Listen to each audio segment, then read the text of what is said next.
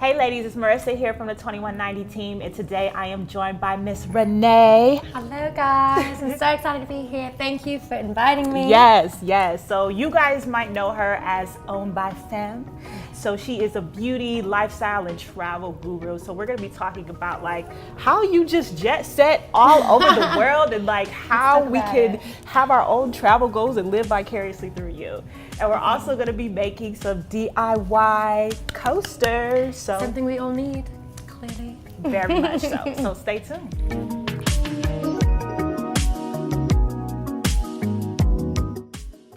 So Renee, has travel always been a part of your lifestyle? Like, where did you get this passion from? So my mom is from England, my dad is American, which hence why I've got kind of this dodgy little accent. But they are both in the military. So I've grown up in that traditional military brat lifestyle where we've lived in the US, we've lived in England, we've lived in Germany. I did my master's program in France. Awesome. And I've lived in South America, I lived in Colombia for a little while. So for me, like travel is just kind of the foundation of my existence and like how I've grown up. So I don't know it to be any different. So packing, unpacking, meeting new friends, that whole experience is very natural and normal for me. You kind of grew up traveling, your parents were both in the military. How did you kind of become to make travel a part of your career?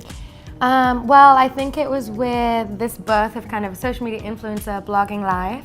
I originally worked in public relations and entertainment PR. I was in New York. I'd gotten in, it's like a really long story, but the short version is my mum gave me her GI Bill, which would pay for schooling, but I just was at the end of my undergrad. So the best idea was for me to use it for my master's program. So I said, well, I love doing entertainment PR, but I'd love to do it on a global level. So I said, I'm gonna go do my master's in global communication. So I moved to France because I thought, well, my parents are back in Europe because she got sent to Germany at the time. And so I took it was called Media Convergence. It was a course where you were required to make a blog. And at the time I had zero understanding of blogs, zero interest in blogs. But as it was a requirement, and I just found this curly hair community on Instagram, I said, I'll make myself a blog about curly hair. And at the end of the semester, I'll delete it and I'll be done.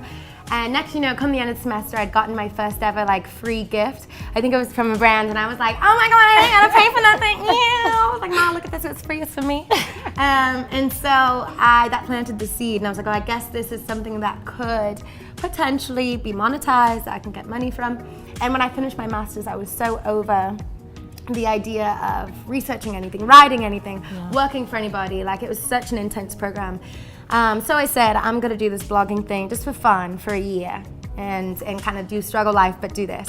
And so by the end of that year, it turned into a career of sorts. So OwnbyFemme, where did you get the name? What does it mean? Like, how has it kind of grown into what it is now? So OwnbyFemme, I was actually working at a social media agency as an internship, and I didn't have a Twitter, I didn't have an Instagram, I didn't have some of these things, and this is kind of in the early stages of Instagram. And my friend there, she was like, well, no, you should get these social media platforms so you can understand what your role will be here.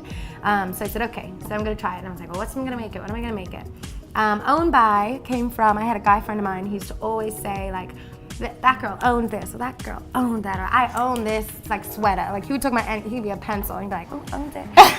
And in the beginning I was like, God, he always says this, but then one day I thought about it and I was like, something I really admire or can respect him for is just how boldly he would proclaim who he was and what he stood for, whether that was gonna be a pretentious thing or whether that was gonna be very bold and outgoing, or whether it's somebody who's an introvert or somebody who's gonna be flirtatious, or somebody's gonna be like a stay-at-home mother or whatever your identity is, this concept that you can just really take ownership in it and confidently inspired me to do Owned By. And Femme stemmed from just growing up and feeling like there are so many different ideas of what a woman is. And it can be stressful because on the one hand, you want to feel beautiful, but then the next person is like, oh, well, make sure you pay for your own everything. And then somebody is like, oh, but be quiet and be submissive and be supportive of somebody else's idea. Don't be too bold, don't be too this.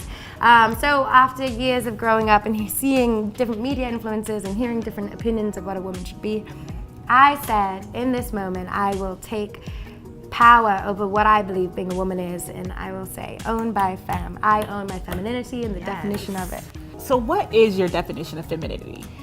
So for me, I feel like I'm a very sensual person. Like I very much embrace that I'm curvy. I very much embrace that I am a nurturer, but at the same time, I think I've got a very independent mindset. I think through traveling and experiencing so many different cultures and different places, and having a lot of moments where I need to be very secure in who I am because I'm in a room of people I don't know, but I don't want to walk into that room and be a shadow or be a wallflower. Like, I want to go in that room and I want to own it. I want to stand up for it and speak my voice and my truth. And so I think through that process, I've really decided that for me, my femininity stands in being strong-minded, being independent, but also being really focused on love and the idea of like what love does for us as individuals as well as a community, and on a global level, because I think the best thing about travel that I've learned is how much we're all so similar in our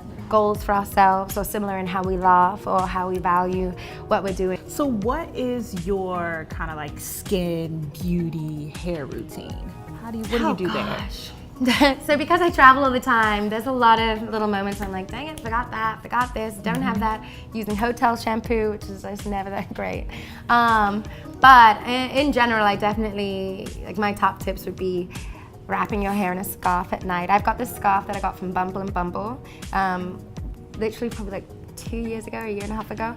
I take that thing everywhere. And I did a brunch series and everybody got one in a goodie bag. Can't tell you how many times I see my friends and I'm like, girl, Bumble and Bumble scarf on. Yes, or I see them on the little Snapchats and they're like, yeah, I'm going to bed. And I'm like, she got her scarf on too. So that scarf is like life-saving. Put it on every night before I go to bed. I additionally think coconut oil is wonderful. If I ever travel and for whatever reason I've run out of lotion or I didn't bring it or something, I will just buy a jar of coconut oil where I am, because I'm like, I could be using that on my scalp, I can be using that fully on my body, I can do oil pulling if I want to, I can do all sorts of things, and it's just, and I can eat it. There's loads of things you can do with coconut oil. So it's very versatile, but it's great for beauty. I also, like other things, I'm a huge fan of diffusing, so for curly hair, I think if I let my hair dry, it just takes a little long, and depending on the climate of where you're at, maybe you don't have that kind of time, or it might be chilly outside and you're not about to walk around with wet hair. So I recommend taking a little diffuser head that you can attach to different blow dryers in different places. That way you can always have volume, big hair, but you know you gotta do it on the one day. You wrap your hair before you go to sleep every night, and that style's gonna last you 3 to 4 days. So tell me, how are you living your best life? My best life. I literally say that all the time. I'm like, live your best life. So for me, I think traveling the world is that is my outlet. That's my inspiration. It's also my outlet. It's what motivates me and inspires me and fuels me, because I get a chance to connect with so many people. And I think, as I mentioned earlier, for me, the most important or the most beneficial part of travel is the people that you meet. Because I'm like, you can go anywhere and see like big, beautiful trees and see like mountaintops and incredible views, but what really makes something memorable or what makes it stand out to you is either one, what you've learned about yourself in that moment, or two, what you've experienced with somebody else. Whether it's the person you met there, whether it's people that you went there with, or some other way, but that is what defines something. So for me, to be able to travel the world and meet so many people, that is what living my best life has evolved into. All right then. Well, you ready to do this DIY? I am. I almost forgot. I'm like, let me just take these ones. They're made. Perfect. Let's jump right into it. All right, so we've got these like wood coasters to build upon. And basically what we're gonna do is like take these CDs and break them up / cut them up. That makes me think, rake it up. Rake it up. Okay, wait, so what's next step? So I've got...